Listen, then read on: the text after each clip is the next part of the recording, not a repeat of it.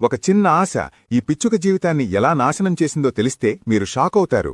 ఒక ఊరిలో ఒక పిచ్చుక స్వేచ్ఛగా ఎగురుతూ జీవించేది. ఒకరోజు అది ఒక ఇంటి కిటికీలో అందమైన పంజరంలో ఉన్న రామచిలుకను చూసింది. యజమాని ఆ చిలకకు ప్రతిరోజూ రుచికరమైన పండ్లు, పాలు ఇస్తున్నాడు. అది చూసిన పిచ్చుక, నా బతుకుదేనికి, రోజంతా ఆహారం కోసం ఎండలో కష్టపడాలి, ఈ చిలుక జీవితం ఎంత అద్భుతంగా ఉందో, దర్జాగా కూర్చుని తింటోంది అని గొప్పగా ఊహించుకుని ఈర్ష్యపడింది. మరుసటి రోజు పంజరం తలుపు తెరిచి ఉండటం చూసి ఆశకొద్దీ పిచ్చుక లోపలికి వెళ్లి పండ్లు తినడం మొదలుపెట్టింది. అప్పుడే వచ్చిన యజమాని లోపల పిచ్చుకని చూసి పంజరం తలుపు మూసేశాడు. ఇప్పుడు పిచ్చుక బందీ అయిపోయింది. బయటికి రాలేక తన స్వేచ్ఛను కోల్పోయి ఏడ్చింది. అప్పుడు చిలుక, నాపైకి కనిపించే సుఖాన్ని చూసి భ్రమపడి అమూల్యమైన నీ స్వేచ్ఛను పోగొట్టుకున్నావు అంది. నీతి: పక్కవారి జీవితంలోని పైమెరుగులని చూసి గొప్పగా ఊహించుకుని గుడ్డిగా ఆశపడితే చివరకు మనకున్న ప్రశాంతతను కోల్పోయి కష్టాల్లో పడతాం.